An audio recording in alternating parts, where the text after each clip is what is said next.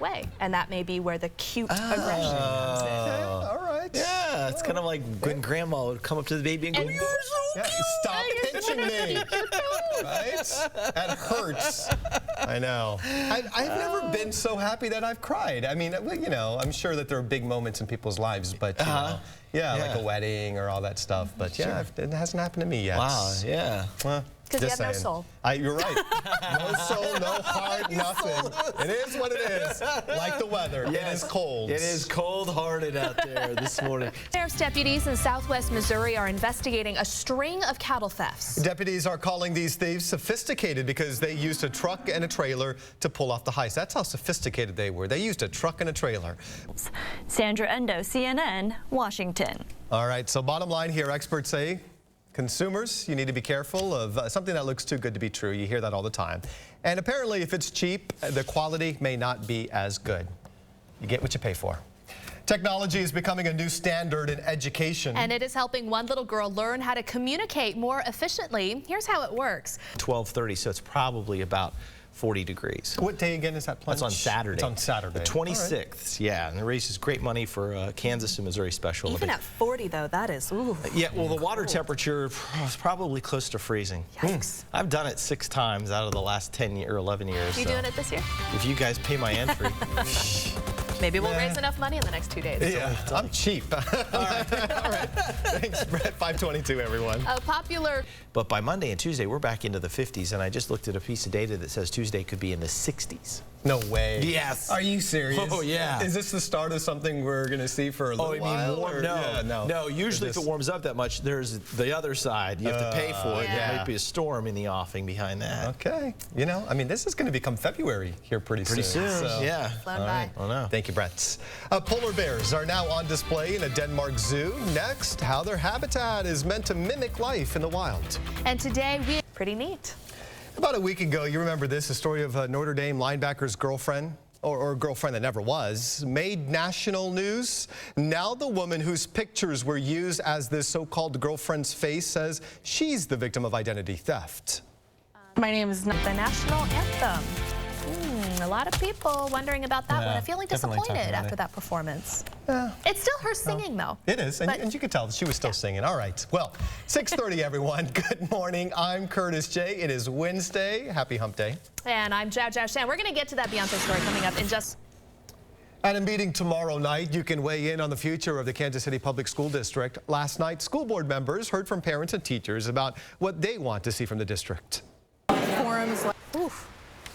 A Valentine's Day marketing campaign used by a flower shop in Western Virginia is causing controversy because it involves an inflatable doll, alcohol, and drugs. Here's what's happening. The doll, right there. Take a look at this, everyone. Dressed in a party dress, lying in bed, surrounded by empty wine and pill bottles. With the message, "You never send me flowers anymore." And what we were really trying to say is this poor girl is in the window, in her bed, drinking and taking her pill and going to sleep to try to forget about Valentine's Day because no one sent her flowers. Well, the co-owner of that shop says he's removed some of the pills and the wine bottles. And he says that the flower bed does not promote, flower bed, by the way, is the business.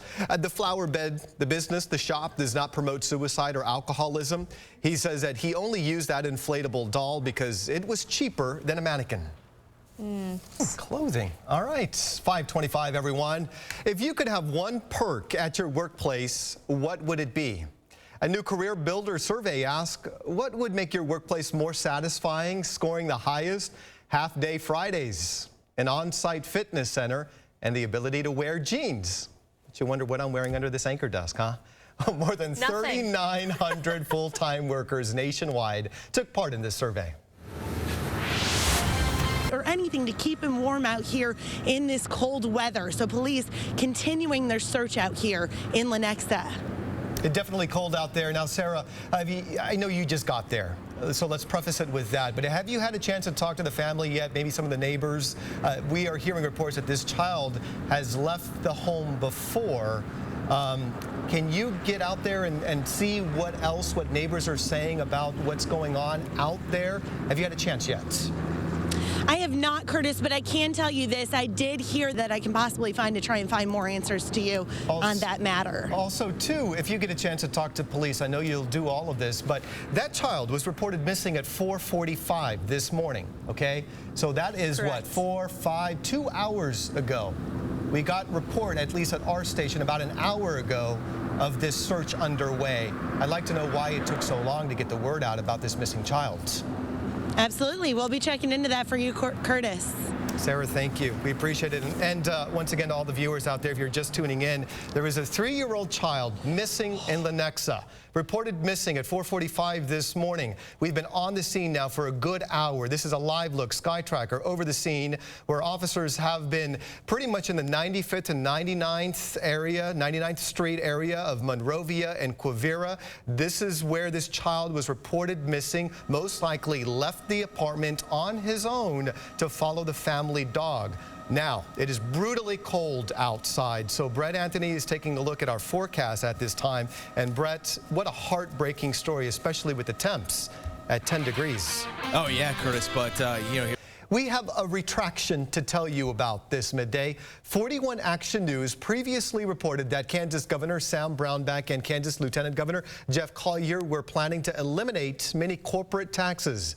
But media representatives for Brownback's office say that his proposal does not include the elimination or reduction of corporate taxes. We apologize for our mistake.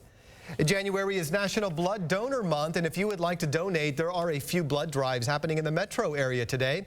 We checked the Community Blood Center's website. There's a blood drive at Commerce Bank in downtown Kansas City, one at Vineyard Church in Overland Park, and one in St. Agnes Catholic Church in Mission. You can find out more information. You can also make an appointment at savealifenow.org.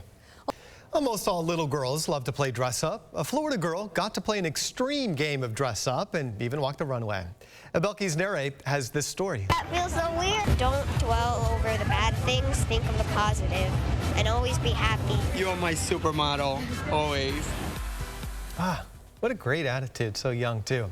Brianna, though, is back at Miami Children's Hospital for treatment, but her father says that she is in remission and they are hopeful for a full recovery. Happening right now in consumer news, AT&T customers across Missouri and Kansas are experiencing problems with their service. There's apparently a service outage affecting cell phones and UVerse cable, according to media reports. Twitter is blowing up with AT&T customers in Kansas City, Springfield, Wichita, and Topeka, all of them complaining about this problem. We are going to dig more into this information. We hope to have an update for you on kshb.com. I know, right? But it's all for a good cause. It's going to be a chilly week. Actually, it's not going to be too chilly compared to what we've seen in the past, so it's not going to be too bad. But if the cold doesn't bother you, you may want to do the Kansas City Polar Plunge. Donna Zimmerman and Ken Zimmerman are here to talk about the Shawnee Mission Polar Plunge, which is coming up this weekend. Thank you both for being here.